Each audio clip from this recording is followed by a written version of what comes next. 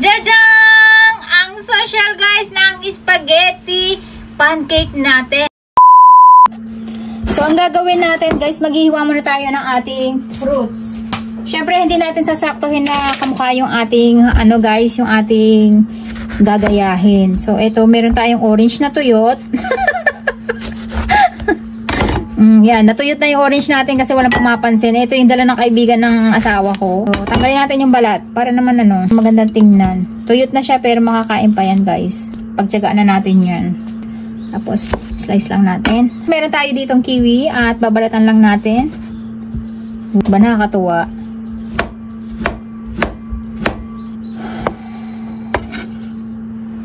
Tapos, meron din tayo banana. Guys, alam nyo ba na 5 yan pag bumibili ko ng banana. So, nauubos ka agad nila. So, ito na guys yung pantatoppings natin sa ating spaghetti pancake. Dito naman sa ating bowl ay maglalagay tayo ng ating pancake. Masyado niyang inartehan, no? Hiniwalay niya pa talaga yung itlog, yung gatas. Pwede naman pagsama-samahin yun actually. So, ito lang, isang ganito lang gagawin natin guys. Kasi wala si Ate Akari. Lalagay lang daw tayo ng fresh milk.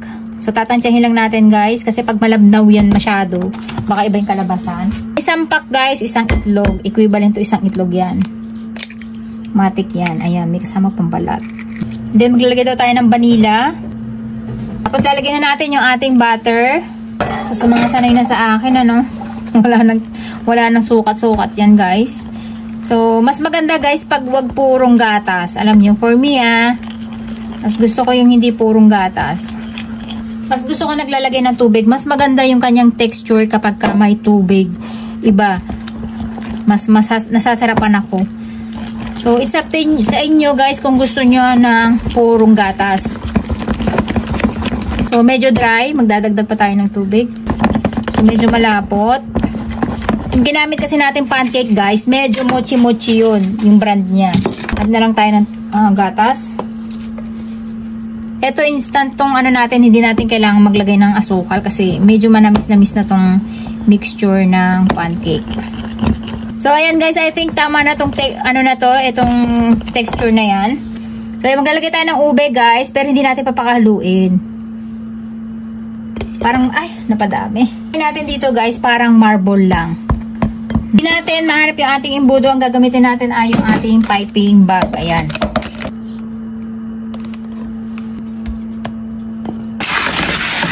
At inaalam natin yung apoy para hindi agad masunog yung ating pancake. Sasalin natin siya. No? Gamit itong ating piping bag. So, bubutasan lang natin siya. Naku. Tapos, malusot natin. Ayan. So, ayan guys. Sinasalin natin siya dito. At napalit yung butas natin. May sumubra lang. Okay. Ito. Sabi ay maggaganito lang daw. Naku, medyo masakit sa kamay pumisil guys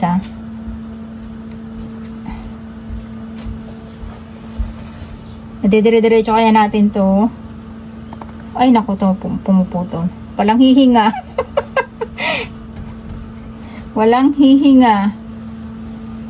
Masakit sa kamay. Kasi kailangan yung ipahinga yung inyong kamay at kailangan medyo payat medyo mataba yung gawa natin. So kailangan daw ay, mas maganda guys kapag ini-stretch nyo at binibilisan, medyo mas payat yung pagkakagawa. Ayan. Masakit na yung kamay ko guys. Okay, hanggang dito na lang muna tayo. Okay. Palang natin guys para maluto siya, tapos kailangan mahinang apoy. Ang bango ng amoy. Amoy ube guys. Ang ganda, look. Hindi nga lang siya naging marbled, no? Kasi pagkasali natin, parang nagmix na yung ube natin. Ay, ang saklap dito guys, nagdikit-dikit sila. Pwede siya, fresh. Ay, hindi na to. Ay. Okay, ang masaklap lang dito, hindi natin siya mababaligtad. Okay, buti na lang may soft tong tayo dito guys. Kung baka na kailangan baligtad siya. Mababaligtad ba to?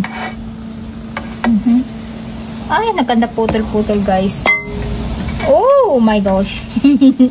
Ang hirap i-maintain. Pag lumutong siya, nagiging putol-putol. Mas payat yung gawin natin. Mabilis.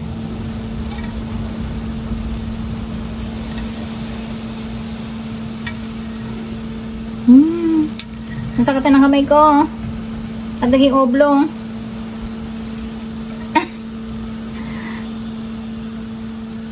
Ang sakit sa kamay, guys. Okay. Ayan. Habang hinihintay natin siya, ang gagawin natin, mag-a-add tayo ng maple syrup dito sa ating melted butter. Ayan. So, haluin lang natin maigi. Ayan. Huwag nyo itong gagamitin. Pag sa margarine, guys, kailangan butter. Kasi ang margarine ay nagbubuo-buo. Ayan. Ang bango ng amoy niya, guys. Ayan yung ating melted butter tsaka yung ating maple syrup. Oh my God! Ngayon naman, napabilis yung kanyang pagkaluto. Parang natosta. Ayan, mas maganda yung pagkaluto natin dito ngayon, guys. Manipis. Ayan. Tapos, ilalagay natin dito. Ayan. Ang cute! So, ilalagyan lang natin siya ng toppings ng ating benene. Ayan yung ating banana. Orange. Saktong-sakto, guys. Masama pakiramdam ni Ate Aska. Okay. Tapos, guys, ito naman yung maple syrup natin with butter na siya nating magiging pinaka sauce. Wow! My gosh! Ang sarap na ito, guys. Sayang wala si Papa umalis. Magiging pinaka cheese natin itong ating chocolate. So, ayan, guys. Tapos, for the final, guys, lalagyan natin siya ng chocolate syrup. Wow! Oh my gosh! Ang sarap ng itsura niya, guys! Jajang! Ang social, guys, ng spaghetti pancake natin. At syempre, si Ate Aska ang magtitaste test niyan kasi masama ang pakiramdam niya. Oh, my love. Alam niyo, maganda dyan. Hindi niyo kailangan mag-cut, no? Kato sinaktiin din sa mama. Ang maganda dyan, guys, hindi nyo na kailangan maghiwa ng pancake. Hindi nyo kailangan ng spoon. Ay, ng ano, knife. Saan sakit ng nodo ko? Masakit ngayon? Sarap? Sarap. Ano yung mas masarap? Yung common na ganyan o yung ano? Anong common? Yung normal na palagi natin kinakain ng pancake o yung nakaganyan. Ito na, guys. Diba? Kapatikiman din natin si Papa, guys. Nakakatuwa. Sarap. Init. Nagpuputol-putol.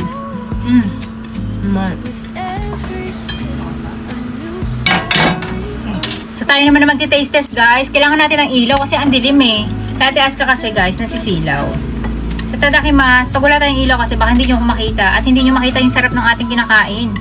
Tadakimasu!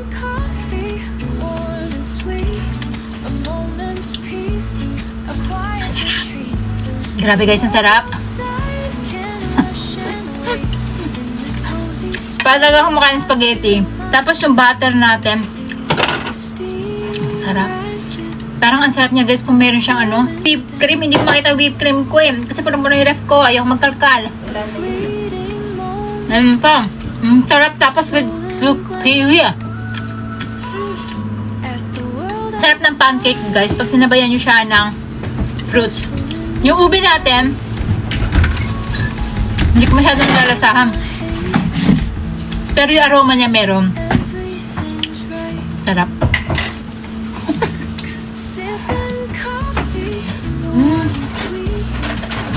Banana. Tikman natin. Kung bagay. Tag with banana, para kayo kumain ng crepe. Crepe. Ulitin ko to, guys. Super sarap, promise. Parang nakakasosyal. Hindi siya yung madalas natin kinakain na pancake. Nag-iiba yung lasa niya, masarap. Pero nagiging mamahalin, no? Sarap. Ang social nito, best. Alam nyo, pag kumain kayo sa coffee shop, tapos yung mga ganito, ang presyuhan niya na 1,500. Kiwi ichibang for me, parang tinakabagay yung kiwi, guys. Sarap. Bagay na bagay sa pancake. Hindi ba halatang hindi masarap? Magugustuhan ito ni Papa.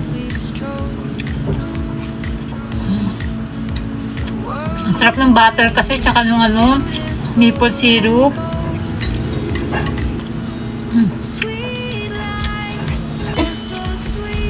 Ang sarap, guys.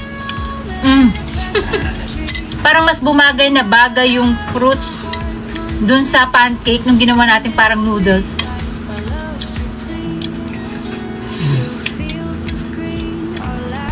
Uulitin ko ito pagdating na Ate Akari kasi super sarap talaga at magugustuhan niya rin to, promise. Yun nga lang, magasto siya sa fruits.